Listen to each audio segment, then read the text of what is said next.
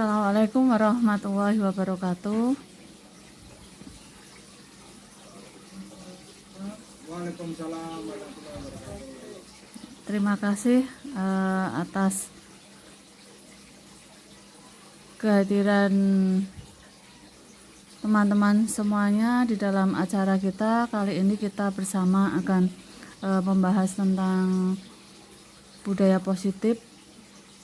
Tentunya dalam kesempatan ini adalah kita akan bersama-sama belajar tentang budaya positif di sekolah kita, di mana perkenalkan sebelumnya saya Bu Nur Fatwa dari SMK Negeri 1 Kedunguni, CGP Angkatan 5 Kabupaten Pekalongan. Dalam kesempatan ini akan menyampaikan webinar tentang aksi nyata modul 1.4.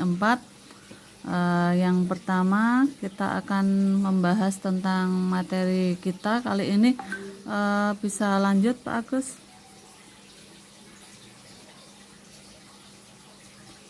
Tentang perubahan paradigma.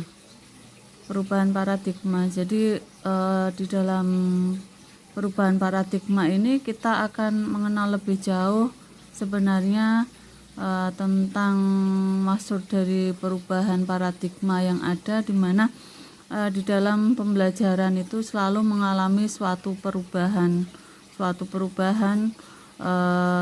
Kalau di tahun sebelumnya kita menggunakan kurikulum 2013, nah ke depan ini kita menggunakan kurikulum Merdeka.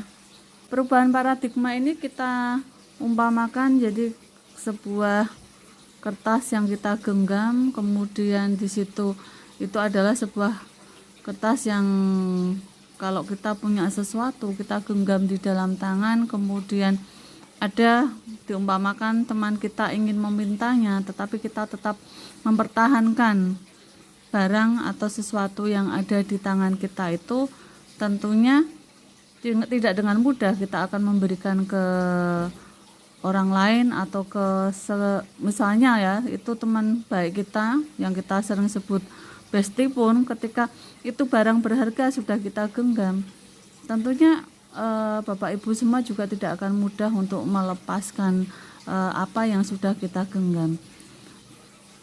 Ambil suatu contoh, misalnya di sini Bu Anis mempunyai sesuatu yang berharga, dan menurut Bu Anis itu tidak mungkin diberikan kepada siapapun. Seandainya ini ya Bu Anis ya, seandainya saya meminta, merengek, kemudian sampai memohon-mohon kepada Bu Anis agar Bu Anis memberikan apa yang ada di tangan Bu Anis, kira-kira Bu Anis akan memberikan tidak Bu? Tentunya tidak, Bu. Saya tetap akan mempertahankan sampai titik darah penghabisan. Waduh, sampai titik darah penghabisan. Jadi itulah perumpamaan bahwa sesuatu yang sangat berharga yang sudah kita genggam, nah, itu tidak akan mudah kita lepaskan.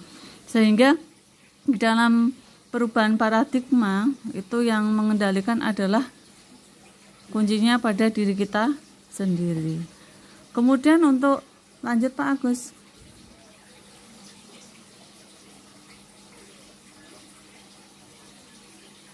Ya. Di dalam perubahan paradigma teori kontrol, di sini ada beberapa teori kontrol yang sering disebut dengan ilusi kontrol. Di sini ada ilusi guru mengontrol murid. Jadi guru itu mempunyai ilusi. Jadi ilusi di dalam mengontrol murid. Di sini peran guru adalah sangat penting sekali untuk mengontrol segala sesuatu yang ada pada diri murid, terutama ketika kita dalam melaksanakan pembelajaran. Itu menjadi suatu hal yang pasti bagi kita, dan kita harus bisa mengontrol keadaan murid, kesiapan murid, minat, dan sebagainya. Kemudian ilusi bahwa ketika membuat orang merasa bersalah dapat menguatkan karakter. Jadi yang kedua di sini ada merasa bersalah dapat menguatkan karakter. Jadi karakter itu dapat tumbuh dari ilusi yang kita berikan dengan memberikan kritik yang membuat orang merasa bersalah, terutama di sini adalah murid kita. Kita bisa menanamkan di sini bahwa kontrol kita di sini sangatlah penting sehingga murid di sini merasa bersalah, tapi di situ dapat menguatkan karakternya.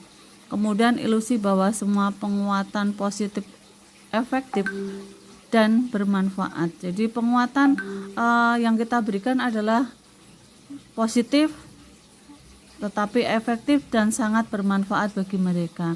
Kemudian ilusi bahwa orang dewasa memiliki hak untuk memaksa. Jadi ada anggapan di sini bahwa orang dewasa memiliki hak untuk memaksa. Nah, teori kontrol tersebut ini merupakan perubahan paradigma yang di sini nanti akan ada kaitannya dengan posisi kontrol kita sebagai guru. Lanjut Pak Agus. Perubahan paradigma ini sangat erat terkait dengan stimulus respon, teori kontrol. Jadi bagaimana teori kontrol yang sudah ada, ini kaitannya dengan stimulus respon. Lah, siapa sesungguhnya yang memiliki kontrol? Di sini dapat dilihat di dalam tabel bahwa stimulus respon itu misalnya kita mencoba mengubah orang agar berpandangan sama dengan kita. Lah, teori kontrolnya bagaimana? Ya, kita berusaha memahami pandangan orang lain tentang dunia. Jadi di sini ada teori kontrolnya. Ketika kita mencoba mengubah orang agar berpandangan sama dengan kita, ya kita harus memahami pandangan orang lain tentang dunia. Jadi pandangan kita itu harus lebih luas lagi. Kemudian stimulus respon, perilaku buruk dilihat sebagai suatu kesalahan. Ketika stimulus responnya kita melihat bahwa itu sebagai suatu perilaku buruk itu adalah dilihat sebagai suatu kesalahan, maka kita punya teori kontrol, semua perilaku memiliki tujuan. Sehingga dari stimulus respon dengan teori kontrol itu sangat berhubungan. Kemudian stimulus respon, orang lain bisa mengontrol saya. Nah, teori kontrolnya hanya ada yang bisa mengontrol diri Anda. Jadi kebalikannya, kalau di stimulus respon itu orang lain yang mengontrol, tetapi di teori kontrolnya bahwa kita yang mengontrol diri kita. Kemudian stimulus respon di sini pemaksaan ada pada saat bujukan gagal. Nah, teori kontrolnya di sini adalah kolaborasi dan konsensus menciptakan pilihan-pilihan baru, sehingga dapat jelas terlihat bahwa teori kontrol itu di sini peran kita sangatlah penting. Jadi kalau di stimulus respon itu dapat dilihat seperti hal yang negatif, tetapi di teori kontrolnya terlihat sangat positif. Kemudian model berpikir menang kalah, tapi di teori kontrolnya model berpikir menang-menang. Jadi selalu punya pikiran positif untuk menang. Walaupun kalau di stimulus responnya itu berpikirnya bisa menang, bisa kalah. Kemudian teori selanjutnya yaitu tentang disiplin positif. Kita belajar tentang disiplin positif. Lah, kita di sini memaknai bagaimana disiplin positif adalah sebagai penerapan disiplin yang bertujuan untuk menumbuhkan kesadaran serta memberdayakan anak untuk melakukan sesuatu tanpa ancaman maupun hukuman.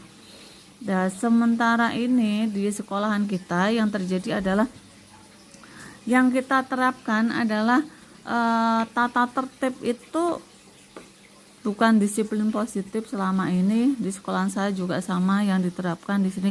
Ketika kita menerapkan disiplin, cenderung kita menakut-nakuti siswa, cenderung kita menekan siswa agar siswa itu menuruti peraturan yang ada. Itu pun terjadi Bapak Ibu pada diri saya. Saya seringkali ketika anak tidak menaati peraturan yang ada, sering saya langsung memvonis, kamu itu gimana? Tidak tertib begini. Tetapi setelah kita mempelajari makna disiplin positif di sini, jadi ternyata cara penerapan disiplin di sini bertujuan untuk menumbuhkan serta memperdayakan anak untuk melakukan sesuatu tanpa ancaman maupun hukuman. Jadi mindset kita selama ini bahwa anak itu tertib karena takut dihukum, anak itu tertib berangkat pagi tidak pernah terlambat karena takut nanti diberi sanksi. Ternyata itu mindset yang selama ini kita tanamkan adalah salah. Nah, di sini kita bersama-sama belajar bagaimana makna disiplin positif itu bisa diterapkan di sekolahan kita masing-masing ketika dalam masa seperti sekarang ini ya Bapak Ibu, terutama setelah masa corona kita belajar tatap muka yang terjadi sungguh luar biasa Bapak Ibu. Karena apa? Ternyata siswa lebih cenderung bebas. Di tempat saya itu terutama Bapak Ibu ya, karena anak-anak sudah besar, mereka dulu sudah tertib pun karena sekarang dapat siswa baru dari kelas 9 yang kemudian masuk 10, kelas 10. Penyesuaiannya sangat sulit sekali Bapak Ibu karena mereka punya anggapan bahwa masanya seperti masa corona. Ketika pakai sepatu, bawa sandal, di kelas tiba-tiba sebelum sholat sudah pakai sandal. Itu yang terjadi. Nah, ternyata di sini itu adalah pelanggaran disiplin, tetapi di dalam menegurnya ternyata kita punya tata cara, tidak langsung anak dimarahi, ternyata itu tidak bisa. Di paradigma perubahan kita untuk budaya positif nanti akan dibahas lebih lanjut. Oke, lanjut Pak Agus. Nah, kita belajar kontrol dengan menggali potensi kita agar tercapai tujuan mula, yaitu sesuatu menjadi seseorang yang kita inginkan berdasarkan nilai-nilai yang kita hargai. Jadi di sini kita harus sama-sama untuk belajar tentang belajar kontrol diri. Karena di sini adalah hal yang penting sebagai sesuatu yang menjadikan diri kita ini bisa menghargai orang berdasarkan nilai-nilai yang ada. Artinya apa? Kita sama-sama di situ mencapai tujuan yang mulia, tetapi sama-sama menghargai berdasarkan nilai-nilai baik dari diri kita maupun dari murid yang kita ajar. Kemudian lanjut Pak Agus.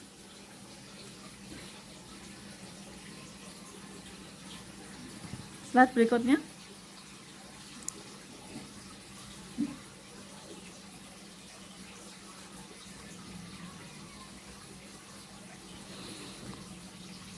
Nah, untuk di sini slide sebelumnya Pak Agus kelewat satu itu. Nah ya, disiplin banyak orang memaknai sebagai sesuatu yang dilakukan seorang pada orang lain untuk mendapatkan kepatuhan, memiliki kecenderungan ketidaknyamanan, serta sering dihubungkan dengan tata tertib yang berkaitan dengan sanksi. Ya, seperti yang saya katakan tadi Bapak Ibu ya, bahwa disiplin di sini kalau kita mendengar kata disiplin tentunya itu adalah sesuatu yang harus ditaati, wajib ditaati, dan jika melanggar maka akan mendapatkan hukuman bagi yang melanggarnya, akan mendapatkan sanksi bagi yang melanggarnya. Nah, itu bagi siswa kita adalah sama Bapak Ibu. Sesuatu kalau sudah bilang disiplin itu hal yang tidak boleh dilanggar. Anggapannya bahwa kalau kita melanggar pasti akan dihukum, pasti akan dimarahi Bapak Ibu guru, pasti akan dimarahi Bapak Ibu guru. Itu yang terjadi. Nah, sehingga yang terjadi selama ini memang terutama di dalam seperti di sekolah saya itu kan ada namanya STP 2K.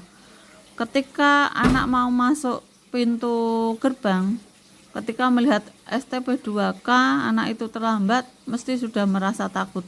Karena selama ini memang disiplin yang kita terapkan adalah ketika ada anak terlambat, anak tidak tertib, anak melanggar, selalu diberi poin-poin dan sanksi-sanksi. Lah ternyata di sini kita akan belajar banyak bahwa disiplin yang ada bukanlah disiplin yang seperti dahulu yang kita maknai bahwa segala sesuatu kita itu kalau melanggar pasti akan dihukum. Lah, menurut Ki Hajar Dewantara juga pernah menjelaskan, pernah mengatakan, menyampaikan, lanjut Pak Agus, di mana memaknai disiplin itu adalah mewujudkan murid yang merdeka. Murid harus memiliki disiplin yang kuat yang berasal dari dirinya, berasal dari luar dirinya. Seperti yang dikemukakan Ki Hajar Dewantara di sini bahwa murid merdeka itu ketika murid itu memiliki disiplin yang kuat itu berasal dari dirinya. Kalau dari dirinya itu berarti kan dari internal murid tersebut, bukan dari eksternal murid. Ketika murid sekarang semata-mata melaksanakan disiplin, akan tetapi yang terjadi disiplin itu bukan dari diri murid kita, tetapi dari eksternal. Eksternal itu dari luar, dari tekanan Bapak Ibu guru, dari tekanan peraturan. Kamu kalau tidak menaati akan seperti ini, seperti ini, seperti ini, bahkan dengan sanksi akan dikeluarkan juga. Nah, ini di sekolahan manapun masih menerapkan seperti itu. Bahkan di sekolahan kami masih menerapkan bahwa anak itu tidak boleh melanggar peraturan. Melanggar peraturan konsekuensinya mendapat poin, poinnya lebih nanti akan berimbas pada dikeluarkan. Nah, ternyata ini suatu hal yang menantang untuk kita semua, Bapak Ibu guru, apalagi kita sudah mempelajari tentang budaya positif.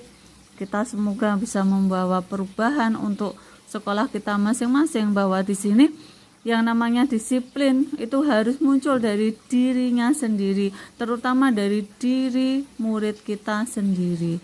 Kalau dari luar masih muncul, itu namanya belum tercapai belajar mewujudkan murid yang merdeka, seperti yang disampaikan oleh Ki Hajar Dewantara tersebut. Nah, kita sebagai pengajar, sebagai pendidik, kita harus bisa memerdekakan siswa kita, murid kita, ya tentunya harus bisa menumbuhkan disiplin positif yang berasal dari siswa tersebut. Lanjut Pak Agus.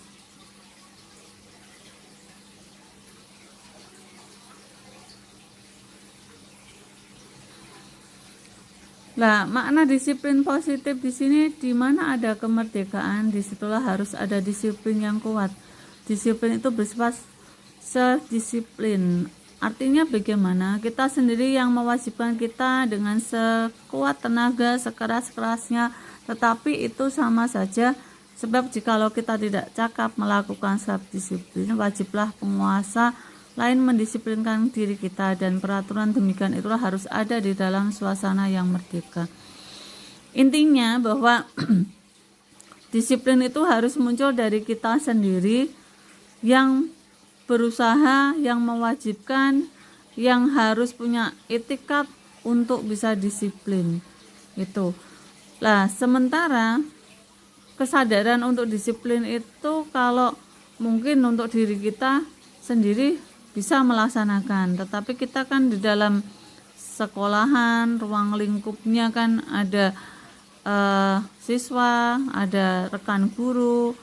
Lah, itu bagaimana caranya kita juga bisa mensosialisasikan bahwa mereka untuk bisa menerapkan disiplin positif itu, menyadarkan mereka terutama bahwa disiplin positif itu adalah perannya dari diri kita sendiri, munculnya dari diri kita sendiri, sehingga harapannya bahwa suasana merdeka belajar yang kita gaung-gaungkan itu juga bisa terwujud. Memang tantangan yang sangat berat Bapak Ibu ya. Di sisi lain kita berusaha, ya memang setiap perubahan itu kan mesti ada tantangan, sehingga seperti saya saja menerapkan ini bertahap artinya di dalam kelas sama siswa itu kan untuk menerapkan itu tidak mudah ya Bapak Ibu, apalagi kalau kita mengajar siswanya itu paralel kelas banyak. Akan tetapi dengan usaha yang sekeras-kerasnya, sekuat-kuatnya, harapannya disiplin positif ini juga bisa terwujud. Lanjut Pak Agus.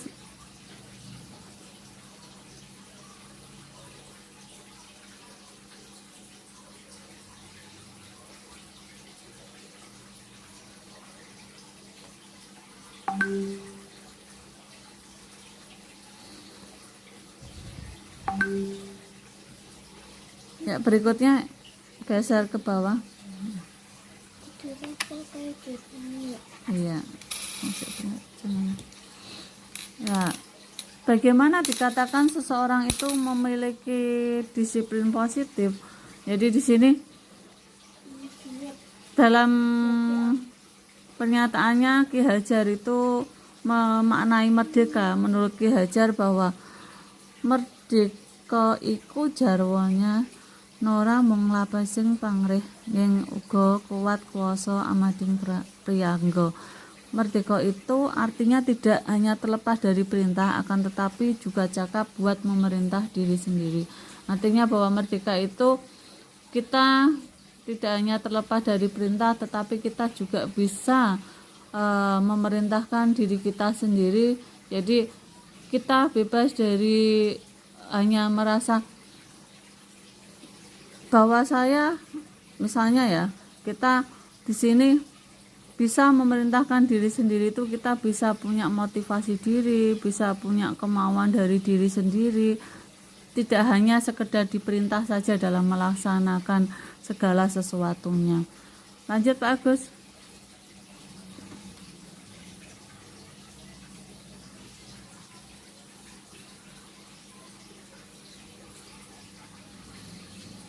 Nah, seseorang yang memiliki disiplin diri berarti mereka bisa bertanggung jawab terhadap apa yang dilakukannya, karena mereka berdasarkan tindakan mereka pada nilai-nilai kebajikan universal. Jadi di sini orang dapat dikatakan memiliki disiplin diri ketika mereka sudah bisa bertanggung jawab terhadap apa yang dilakukan. Intinya begitu, bahwa ketika seseorang sudah bisa bertanggung jawab pada dirinya masing-masing, maka di sini disiplin itu dapat terwujud dengan mudah. Tetapi jika belum bisa bertanggung jawab terutama pada dirinya sendiri dulu gitu, maka ya sulit untuk bisa mencapainya. Tetapi dengan tekad dan kemauan, insya Allah kita semua bisa mewujudkan ya Bapak Ibu ya. Berikutnya lanjut Pak.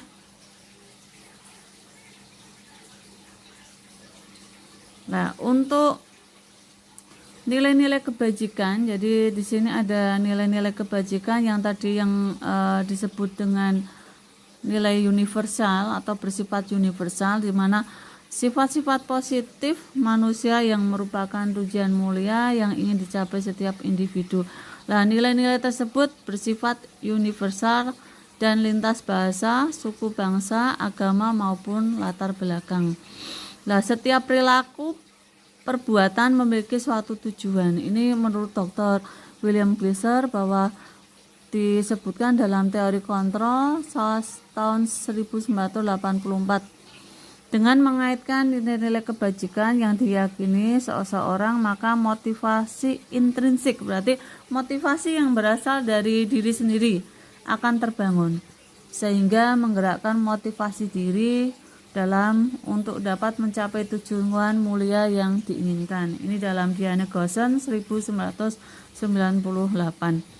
Jadi dikaitkan antara nilai-nilai kebajikan ini dengan adanya motivasi intrinsik. Motivasi intrinsik itu tadi motivasi yang ada pada diri sendiri untuk menggerakkan dalam mencapai tujuan yang mulia. Intinya bahwa di dalam mencapai nilai-nilai kebajikan, hal yang paling punya dominan dan berperan di sini adalah motivasi dalam diri sendiri yang disebut dengan motivasi intrinsik. Lanjut Pak Agus.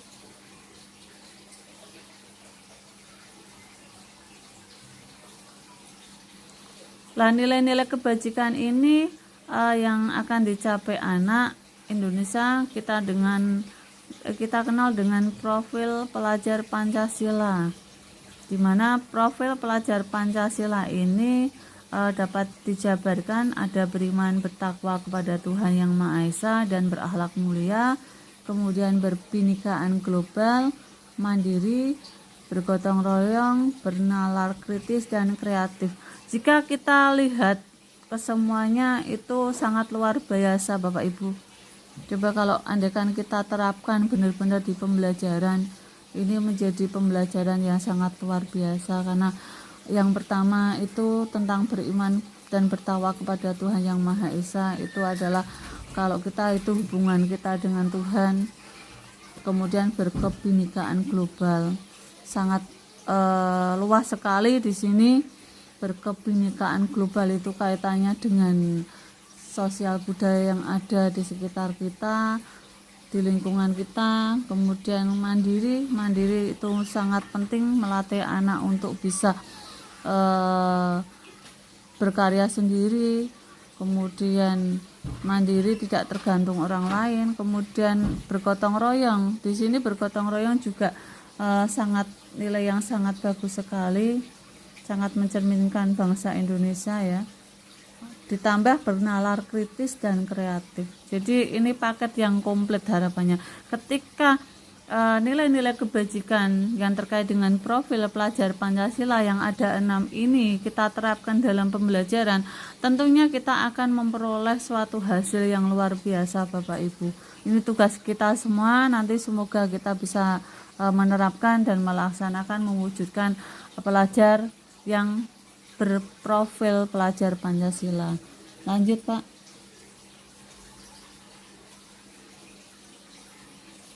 Sehingga dapat disimpulkan di sini murid yang memiliki disiplin positif akan memiliki motivasi internal yang tinggi dalam menguasai diri untuk melakukan ketindakan yang sesuai dengan nilai-nilai kebajikan universal.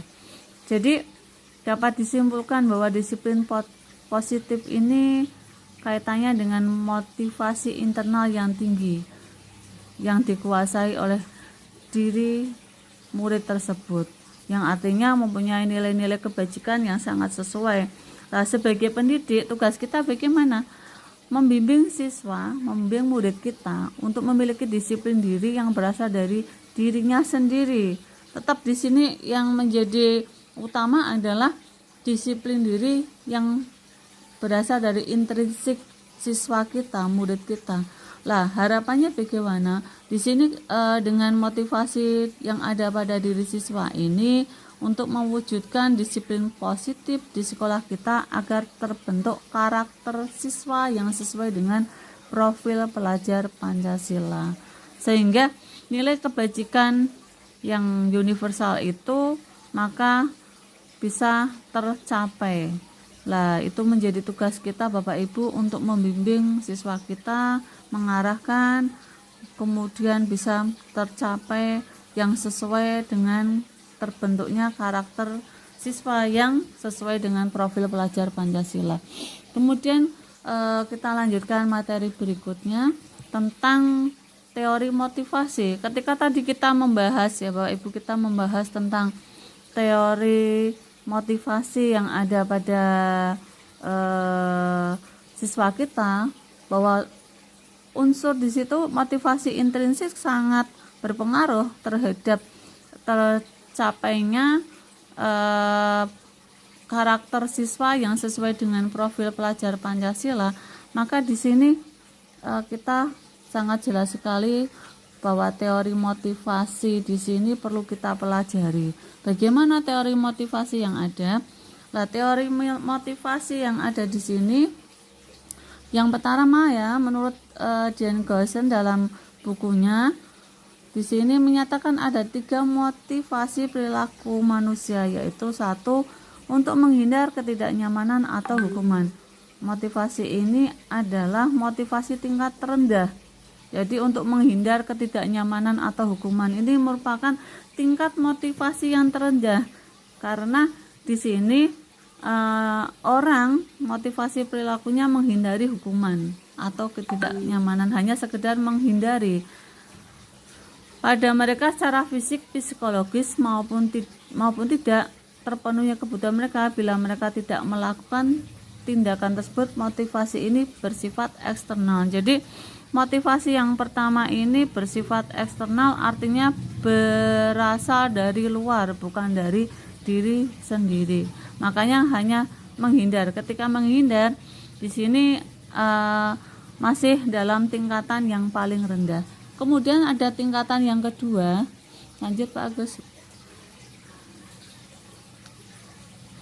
Tingkatan yang kedua di sini dijelaskan untuk mendapatkan imbalan atau penghargaan dari orang lain. Kalau yang pertama tadi hanya untuk menghindar dari ketidaknyamanan, ini ada harapan untuk mendapatkan imbalan atau penghargaan dari orang lain.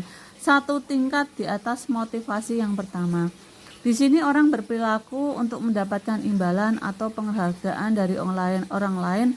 Mereka mendapatkan pujian dari orang lain.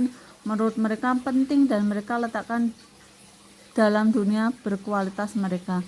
Mereka juga melakukan sesuatu untuk mendapatkan hadiah, kemudian mendapatkan pengakuan, imbalan, motivasi. Ini yang bersifat eksternal.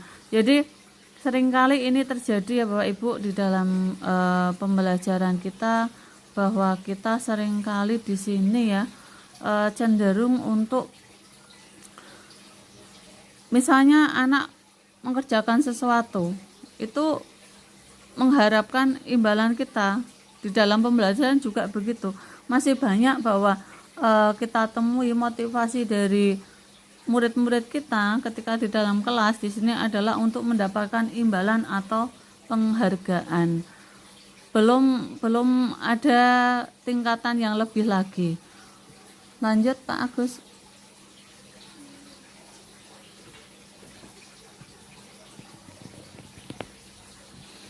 Nah, kemudian untuk tingkatan yang ketiga di sini untuk menjadi orang yang mereka inginkan dan menghargai diri sendiri dengan nilai-nilai yang mereka percaya. Motivasi akan bertanya di sini muncul. Jadi di dalam posisi ketiga ini di sini adalah mereka melakukan dengan penuh kesadaran di sini. Inilah yang motivasi yang berperilakunya bersifat internal, bukan eksternal, karena muncul dari diri sendiri. Nah, inilah yang membuat seseorang disiplin positif. Jadi, yang posisi ketiga untuk menjadi orang yang mereka inginkan dan menghargai diri sendiri, ini merupakan posisi yang motivasi yang terbaik ya, Bapak Ibu, dari ketiganya, karena kalau yang pertama itu termasuk dengan eksternal, bersifat eksternal. Yang kedua juga mengharapkan imbalan dan pujian, itu termasuk juga eksternal. Tetapi yang ketiga ini adalah untuk menjadi orang yang mereka inginkan dan menghargai diri sendiri dengan nilai-nilai yang mereka percaya. Nah, inilah sebagai motivasi yang bersifat internal yang bisa memunculkan disiplin positif. Nah, tujuan dari disiplin positif di sini untuk menanamkan motivasi yang ketiga pada murid-murid kita. Nah, sehingga di dalam motivasi yang akan terpengaruh pada adanya hukuman atau hadiah di sini sudah berkurang karena munculnya nilai-nilai kebajikan yang mereka hargai.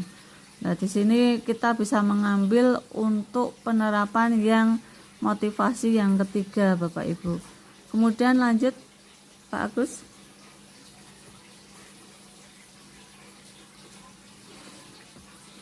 Ya, seperti yang disampaikan oleh Ki Hajar Dewantoro, bahwa merdeka menurut Ki Hajar Dewantoro itu adalah tidak hanya terlepas dari perintah, akan tetapi juga cakap buat memerintah diri sendiri.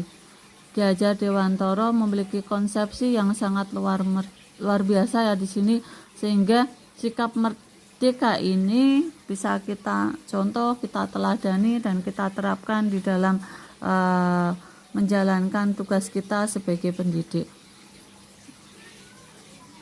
Lanjut kemudian.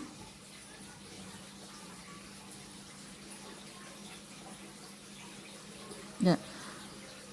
Kemudian kita akan sampai pada hukuman, penghargaan, dan restitusi. Bagaimana tentang kaitannya hukuman, kemudian penghargaan dan restitusi.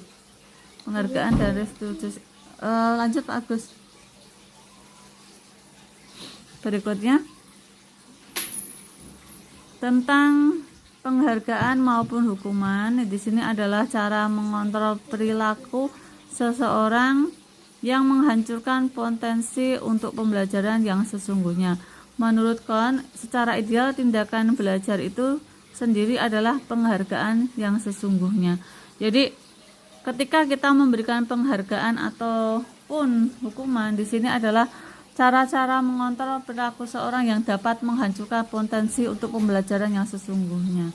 Jadi kita seringkali melakukan Bapak Ibu, ternyata ini merupakan cara yang dapat menghancurkan potensi ya Bapak Ibu. Sehingga dengan mengkaji lebih dalam, tentunya kita akan lebih tahu bagaimana seharusnya kita di dalam melaksanakan tugas kita. Lanjut Pak Agus.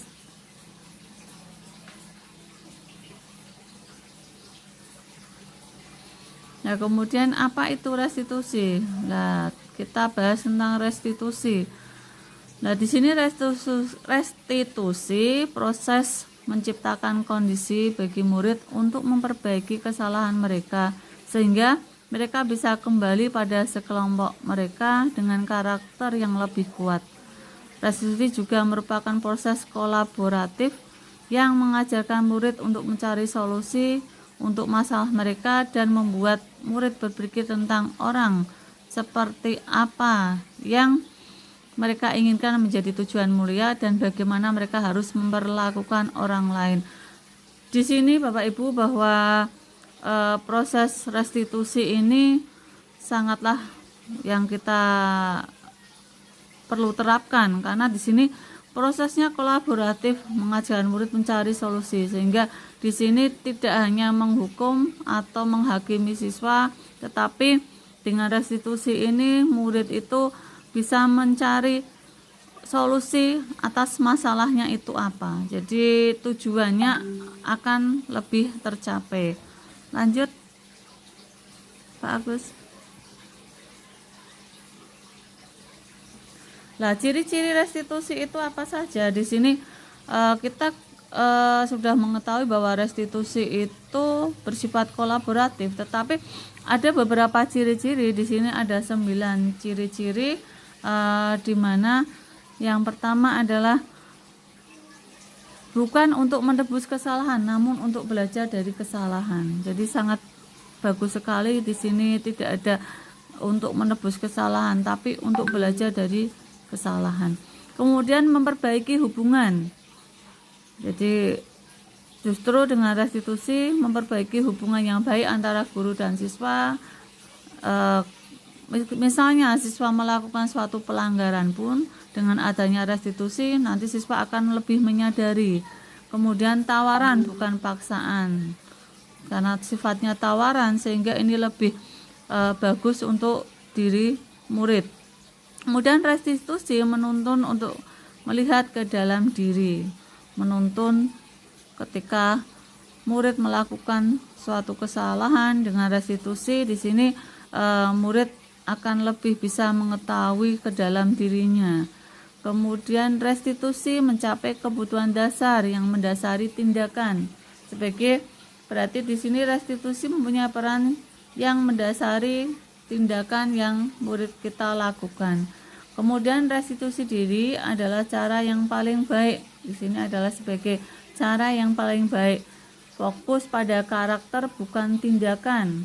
Tadi ya seperti yang tadi disampaikan, di sini adanya karakter-karakter yang positif. Kemudian restitusi fokus pada solusi. Jadi bukan memberikan hukuman tetapi mengajak siswa untuk mencari, memecahkan solusinya juga. Kemudian restitusi mengembalikan murid yang berbuat salah pada kelompoknya. Sehingga pada ciri-ciri restitusi ini sangatlah baik sekali jika benar-benar kita terapkan Bapak Ibu. Kemudian lanjut, ada 5 posisi kontrol dalam menerapkan restitusi ini. Ada 5 posisi kontrol, di mana di sini ada posisi sebagai penghubung, pembuat orang merasa bersalah, teman, pemantau, dan manajer. Yang di satu ada 5 ini dibagi dalam 3 identitas. Ada identitas gagal, di mana identitas gagal itu termasuk pada penghukum dan pembuat orang merasa bersalah. Ini berarti ketika kita dalam pembelajaran, posisi kontrol kita masih pada posisi penghukum dan pembuat orang merasa bersalah, maka kita sebagai pendidik masih berada pada identitas gagal, yang artinya bahwa kontrolnya masih dari luar. Lah ketika kita pada tingkat identitas berhasil, sukses, tapi kontrol masih di luar juga, ini teman dan pemantau, posisi kontrol teman dan pemantau.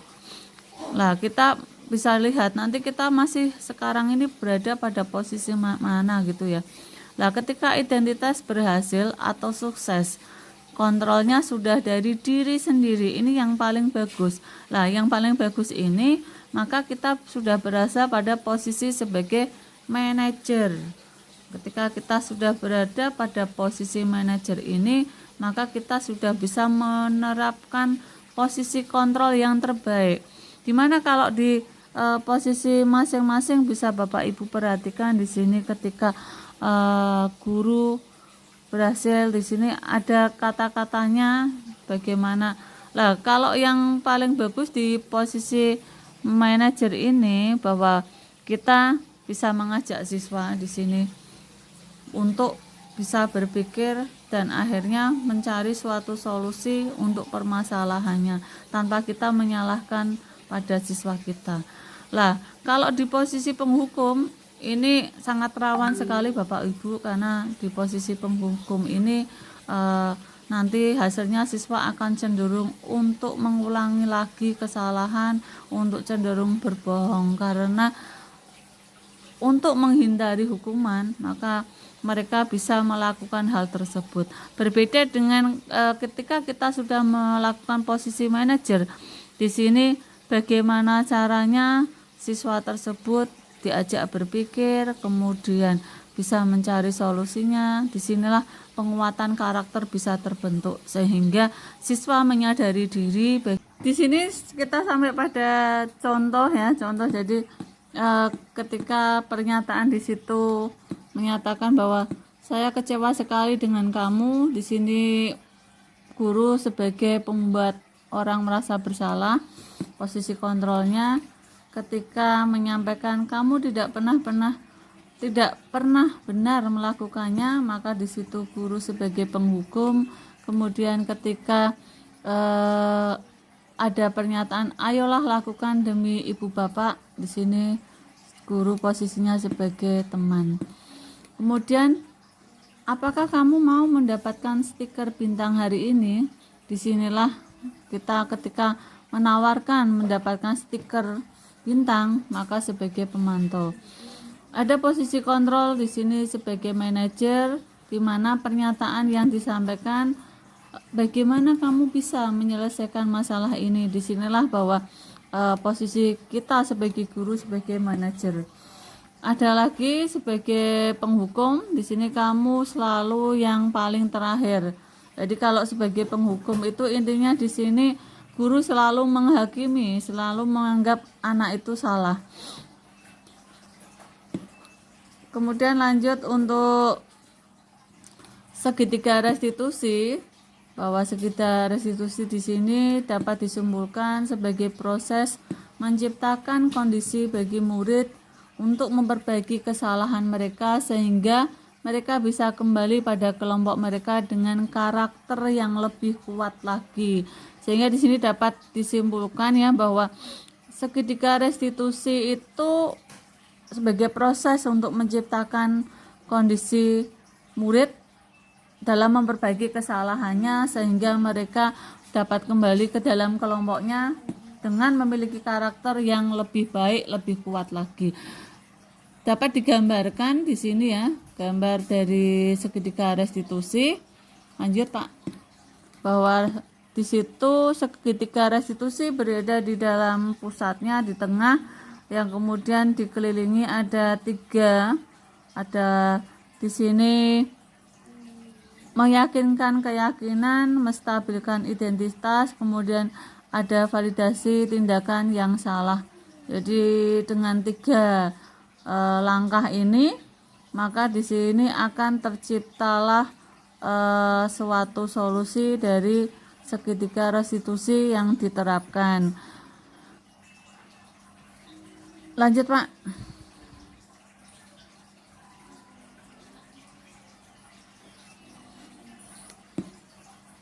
Lanjut berikutnya.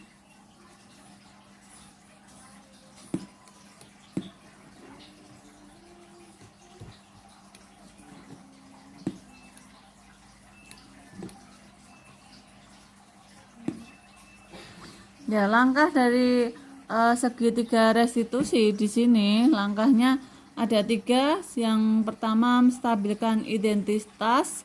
Di sini teori kontrolnya kita semua akan melakukan hal terbaik yang bisa kita lakukan.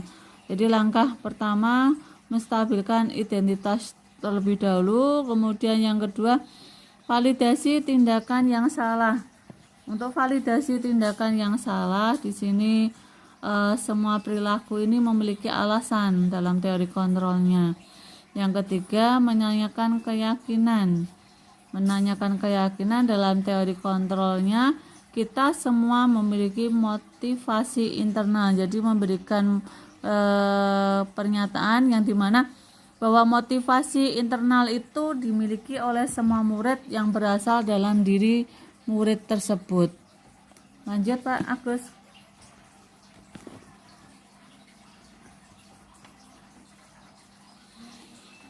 Dalam menstabilkan identitas dari bagian dasar segitiga restitusi ini bertujuan mengubah identitas dari diri orang yang gagal karena melakukan kesalahan menjadi orang yang sukses.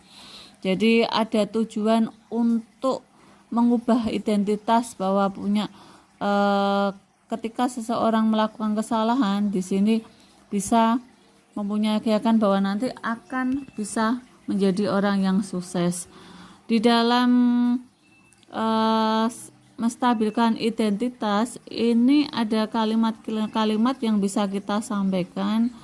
Misalnya, berbuat salah itu tidak apa-apa, tidak ada manusia yang sempurna.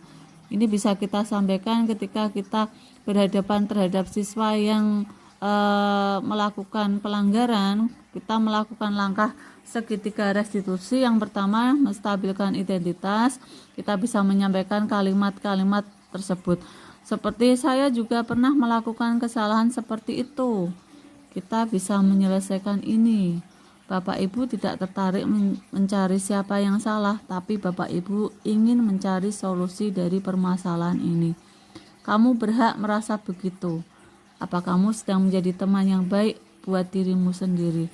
Ini perlu kita terapkan Bapak Ibu. Jadi mindset kita yang kita praktekkan selama ini mungkin masih keliru. Ketika ada siswa bersalah di kelas tertidur, langsung kita tanya saja, tidak memperhatikan kenapa tidur. Lah ternyata kita harus melakukan penanganan dengan segitiga restitusi. Yang pertama tadi menstabilkan identitas. Lanjut.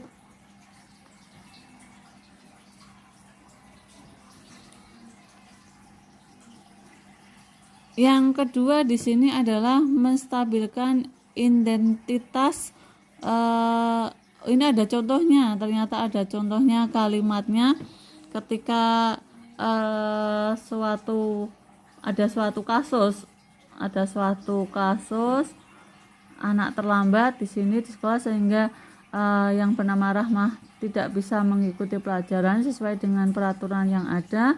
Saya akan melakukan segitiga restitusi dengan duduk bersama, berdialog dan menentukan masalah ini. Ini ada percakapannya Bapak Ibu ya. Guru, selamat pagi Rahma, apa kabar? Sehat kan? Sehat Pak. Guru, alhamdulillah sehat. Ternyata ketika anak bersalah pun terlambat, kita harus menyapa baik-baik, menanyakan kabarnya. Tapi yang selama ini saya kadang ya ada siswa terlambat, langsung anak salam masuk, saya juga belum begitu menerapkan ternyata. Karena yang terjadi refleks kita seperti paradigma lama ya, bukan paradigma perubahan lagi. Yang lama itu kalau kita ada anak terlambat langsung to the point tanya, kenapa kamu terlambat begitu. Ternyata di sini ada pendekatan menstabilkan identitas yang perlu Bapak Ibu sekalian bisa dicermati.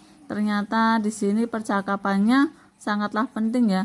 Ketika guru juga menyampaikan, Rahmat, mengapa kamu bisa terlambat datang di sekolah? Lah, ketika itu akan disampaikan alasan anak apa, kemudian kita bisa menyampaikan, biasanya kamu terlambat seperti ini. Bapak mengerti karena tidak biasanya kamu terlambat seperti ini. Ini ada rasa membangun bahwa anak itu biasanya tertib, hanya sekarang terlambat. Sehingga Rahma ketinggalan untuk mengikuti pelajaran. Lah, di sini Rahma akan menyampaikan alasannya, lah kemudian juga menyampaikan maaf, baru kita akan menyampaikan, menstabilkan identitas dengan kata-kata, ya tidak ada manusia yang sempurna. Saya dulu ketika sekolah juga pernah melakukan kesalahan seperti itu. Pak Guru harap kita bisa menyelesaikan ini. Bapak tidak ingin mencari siapa yang salah, tapi Bapak ingin mencari solusi dari permasalahan ini. Sehingga anak itu diajak bersama-sama untuk berpikir untuk mencari solusinya. Lanjut, Pak. Kemudian untuk yang kedua, langkah kedua, validasi tindakan yang salah. Setiap tindakan kita lakukan dengan suatu tujuan, yaitu memenuhi kebutuhan dasar. Kalau kita memahami kebutuhan dasar apa yang mendasari sebuah tindakan, kita bisa menemui cara-cara paling efektif untuk memenuhi kebutuhan tersebut. Sehingga di sini kita bahwa tahu tujuannya itu untuk memenuhi kebutuhan dasar, sehingga di dalam menerapkan validasi tindakan yang salah ini bisa menemukan cara-cara yang paling efektif untuk memenuhi kebutuhan tersebut. Lanjut.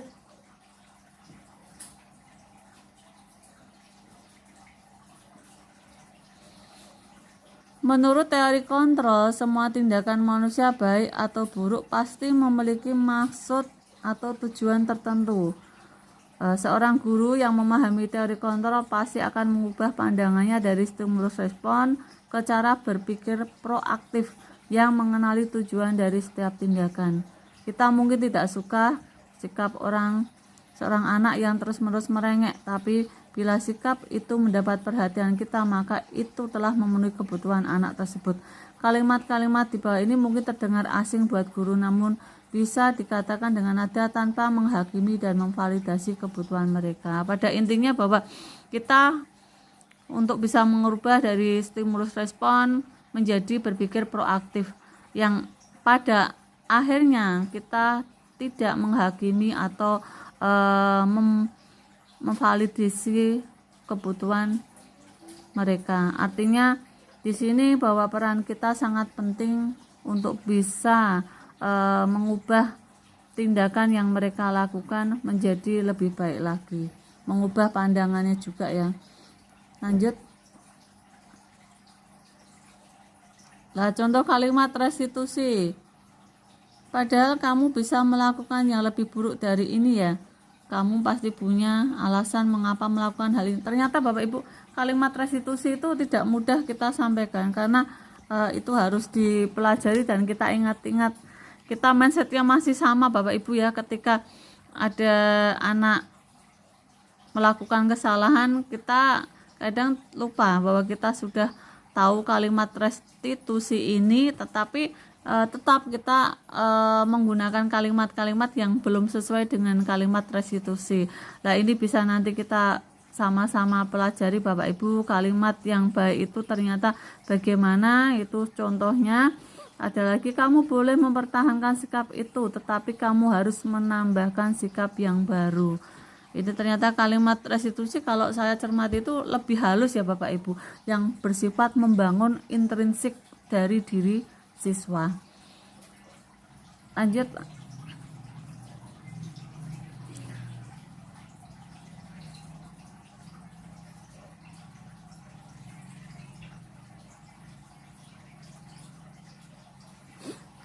Nah, untuk biasanya guru menyuruh anak untuk 1. menghentikan sikap yang tidak baik. Ini sama Bapak Ibu, saya ya juga kalau pengennya siswa saya sikapnya baik. Tetapi teori kontrol menyatakan bahwa resep itu tidak manjur. Mungkin tindakan guru dengan memvalidasi sikap yang tidak baik seperti bertentangan dengan aturan yang ada. Namun sebetulnya tujuannya untuk menunjukkan bahwa guru memahami alasan dibalik tindakan murid. Intinya bahwa kita sebagai guru harus bisa memahami dibalik apa yang telah dilakukan oleh murid. Kemudian restitusi tidak menyarankan guru bicara ke murid bahwa melanggar aturan adalah sikap yang baik.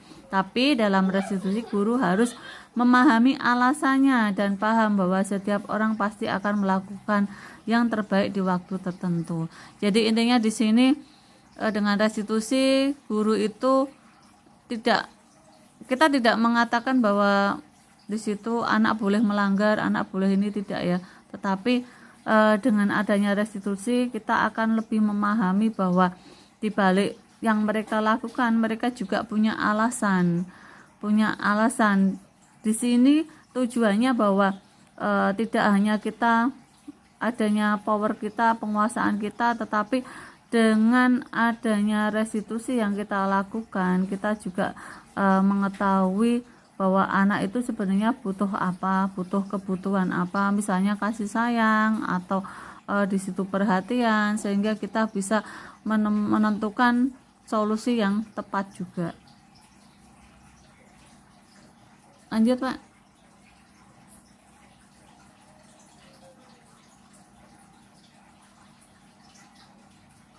Di sini bahwa para guru yang telah menerapkan strategi ini mengatakan bahwa anak-anak tadinya tidak terjangkau menjadi lebih terbuka pada mereka. Strategi ini menguntungkan bagi murid dan guru karena guru akan berada dalam posisi siswa dan karena itu akan memiliki perspektif yang berbeda.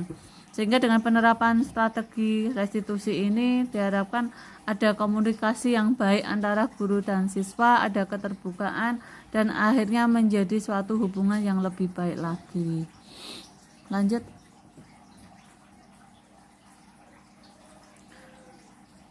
Yang ketiga adalah menanyakan keyakinan. Teori kontrol menyatakan bahwa kita pada dasarnya termotivasi secara internal ketika identitas sukses telah tercapai. Langkah 1 dan langkah tingkah laku pada langkah 2 tentang divalidasi, maka anak akan siap untuk dihubungkan dengan nilai-nilai yang dipercaya. Artinya bahwa dengan nilai-nilai yang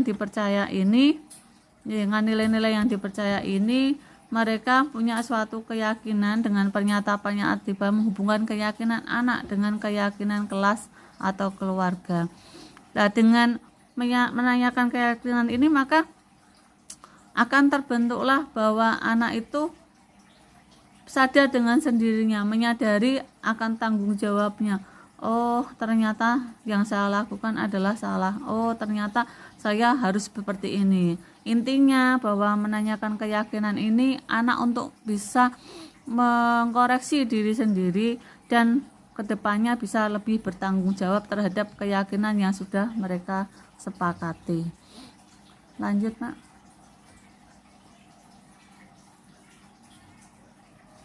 Kalimat restitusi yang ada, misalnya apa yang kita percaya sebagai kelas atau keluarga, apa nilai-nilai umum yang kita telah sepakati, apa bayangan kita tentang kelas yang ideal, kamu mau jadi orang yang seperti apa. Jadi setelah 3 langkah itu dilakukan, yang terakhir tentang kalimat restitusi tersebut, inilah kalimat-kalimat yang bisa kita sampaikan ke siswa sehingga siswa itu punya bayangan bahwa oh ternyata tindakan yang saya lakukan ini sebenarnya kurang tepat. Itu berasal dari siswa sendiri yang punya pemikiran seperti itu. Artinya dengan langkah yang seketika restitusi dan akhirnya menerapkan kalimat restitusi, anak itu punya solusi yang baik untuk menghindari kesalahan yang telah dilakukan dikaitkan dengan keyakinan kelasnya. Lanjut, Pak.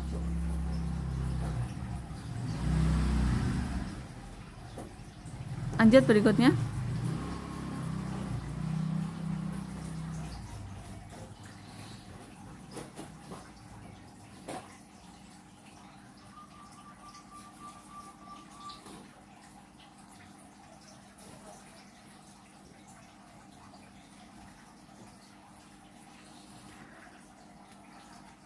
penting untuk menanyakan ke anak di sini.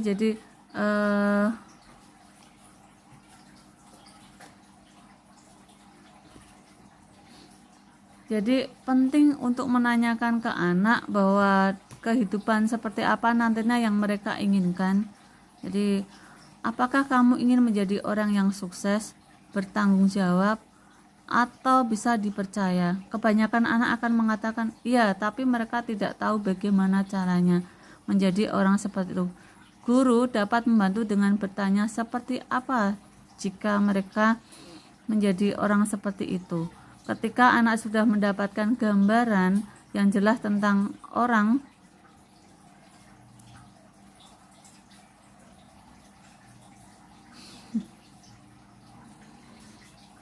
dapat membantu anak-anak tetap fokus pada gambaran tersebut.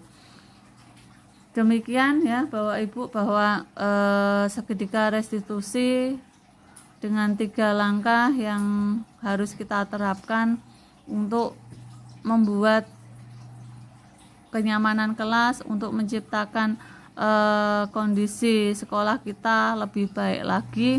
Di sini kita sudah belajar tentang banyak hal tentang budaya positif yang tadi sudah saya paparkan banyak.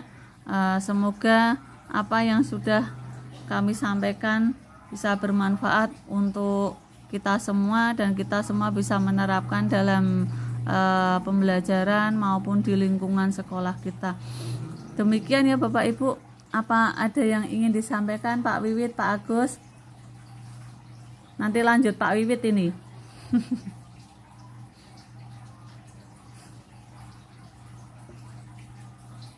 Ada yang ingin disampaikan Pak Wiwit? Monggo. Ya sudah. Intinya bahwa semoga sukses untuk semuanya saja, termasuk nih dan videonya lancar itu aja. Amin. Terima kasih Pak Wiwit. Kita cukup ya. Terima kasih rekan-rekan semuanya. Nanti ini dilanjut.